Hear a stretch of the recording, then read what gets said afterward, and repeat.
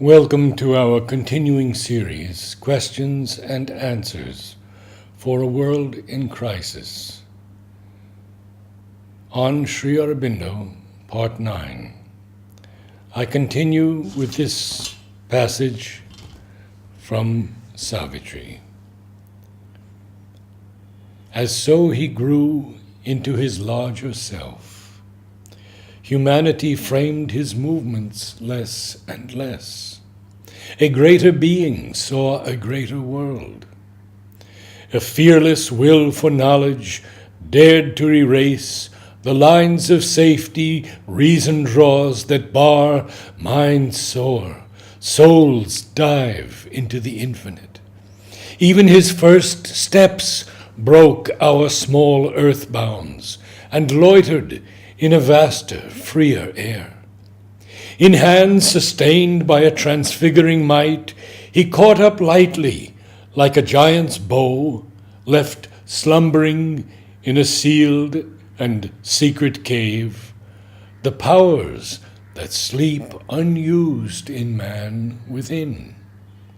He made of miracle a normal act, and turned to a common part of divine works, magnificently natural at this height, efforts that would shatter the strength of mortal hearts, pursued in a royalty of mighty ease, aims too sublime for nature's daily will. The gifts of the Spirit crowding came to him. They were his life's pattern and his privilege. A pure perception lent its lucent joy. Its intimate vision waited not to think. It enveloped all nature in a single glance. It looked into the very self of things. Deceived no more by form, he saw the soul. In beings, it knew what lurked to them unknown. It seized the idea in mind, the wish in the heart. It plucked out from gray folds of secrecy the motives which from their own sight men hide. He felt the beating life in other men invade him with their happiness and their grief. Their love, their anger, their unspoken hopes entered in currents or in pouring waves into the immobile ocean of his calm. He heard the inspired sound of his own thoughts re-echoed in the vault of other minds. The world's thought streams traveled into his ken.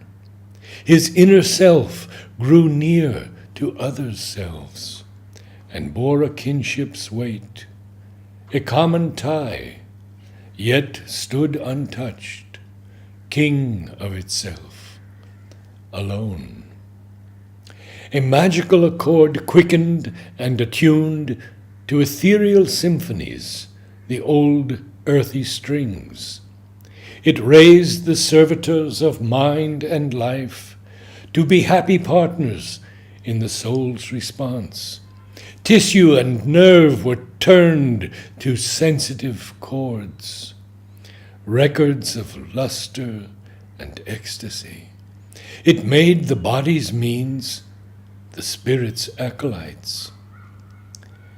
A heavenlier function with a finer mode, lit with its grace man's outward earthliness, the soul's experience of its deeper sheaths, no more slept drugged by matter's dominance.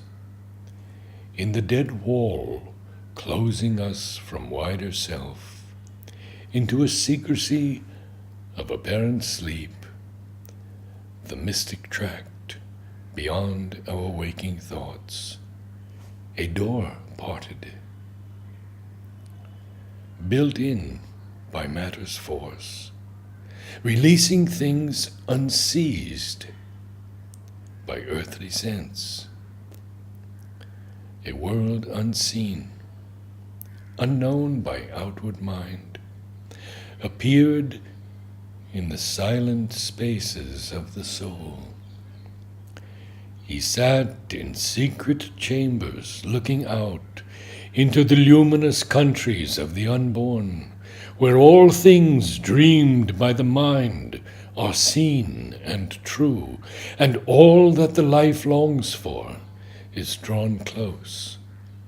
He saw the perfect in their starry homes, wearing the glory of a deathless form, lain in the arms of the Eternal's peace, wrapped in the heartbeats of God ecstasy.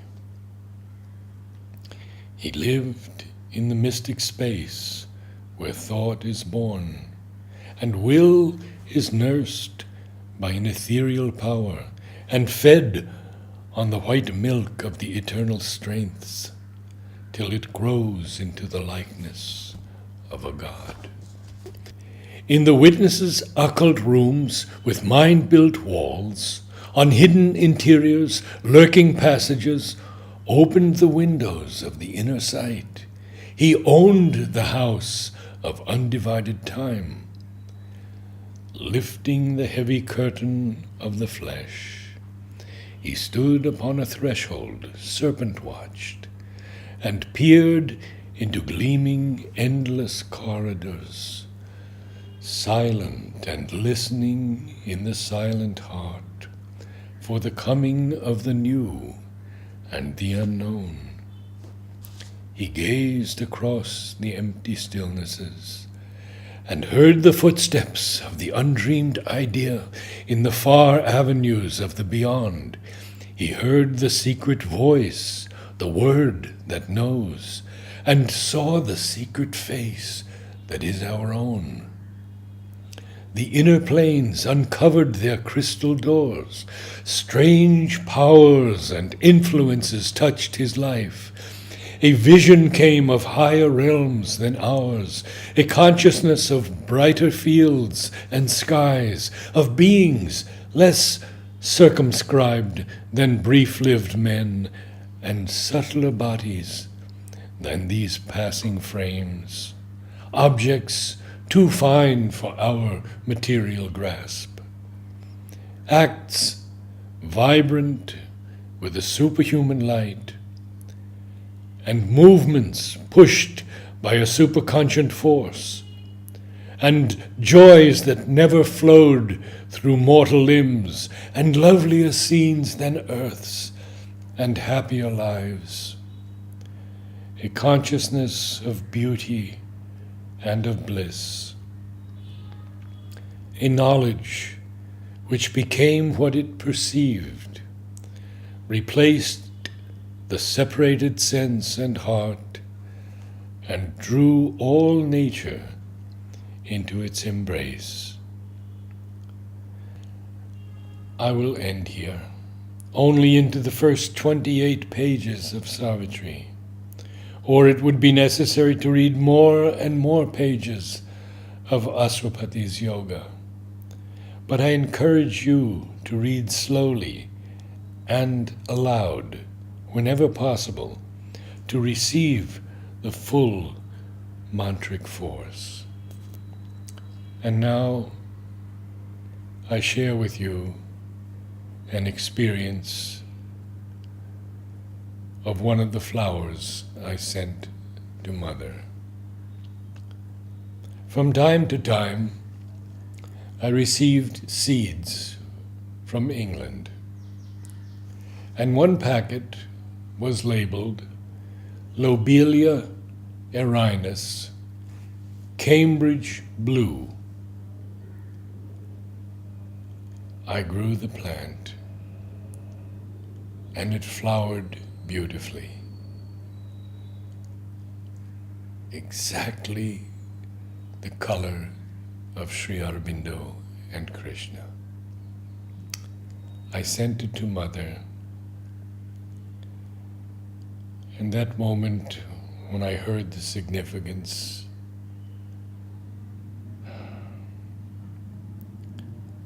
I have no words.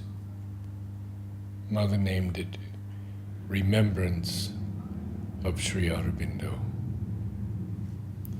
Namaste.